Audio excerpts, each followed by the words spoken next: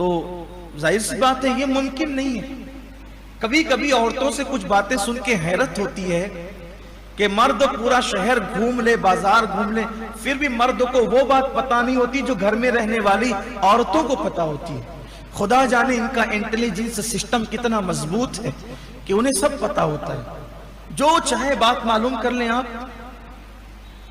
Election کے دنوں میں عورتیں جب ڈسکس کرتی ہے تو صرف خاموشی سے کہیں آپ بیٹھ کر سن لیں، ایسا لگتا ہے کہ وہ یعنی کہ ہار اور جیت کے فیصلے ان کے ہاتھ میں دے دیا ہے حکومتوں نے. اپنا مزاج ہے عورتوں کا. اصل میں کوئی برائی نہیں کرتا، کیونکہ ہمارے یہاں عورت کا مطلب بہت بڑا مرتبہ. عورت مطلب ماں جس کے قدموں کے نیچے جنت. عورت مطلب بیوی شریک حیات جس سے پیار ہی ملنا ہے. عورت مطلب بیٹی، عورت مطلب بہن. 4 روپ ہے ہمارے یہاں. لیکن بہرحال فطرت تو فطرت ہے. اللہ نے ٹیڑھی پسلی سے پیدا کیا عورت کو.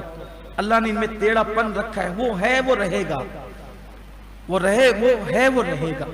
تو عورتوں میں بس بات ہم نے چرچا. اچھا، عورتوں کے چند خاص دلچسپ عنوانات ہیں. نمبر 1 غیبت، دلچسپ عنوان. نمبر 2 کس کا کس کے ساتھ کیا چل رہا ہے.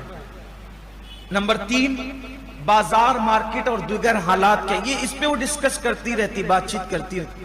عورتوں کی محفل میں بہت کم دینی بات سنائی دے گی آپ، اور اگر وہ دین کی بات بھی کرے گی تو پھر بہت اڑگم دڑگم کرتی، دل و جان سے ٹھوک پیٹ کرتی ہے.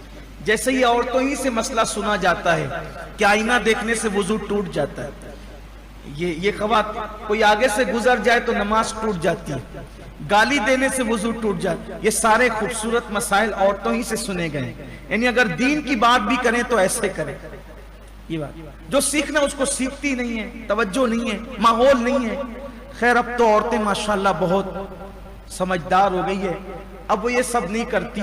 اب ان کا پورا وقت سیریل دیکھ کر گزرتا ہے. تھوڑی ترقی یافتہ ہو گئی. اللہ تعالیٰ انہیں معاف فرمائے. روزے میں وہ سیریل ہی دیکھنا انہیں.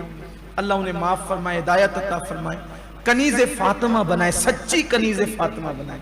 سن رہی ہوں گی، ناراض بھی ہو رہی ہوں گی میری مائیں اور بہنیں. نہ ہونا، میں آپ کے اصلاح کے لیے کہتا ہوں، آپ کے اچھے کے لیے کہتا ہوں. اس لیے کہ جہنم میں سب سے زیادہ عورتوں نے جانا ہے. آقا نے فرمایا میں نے جہنم میں سب سے زیادہ عورتوں کو دیکھا.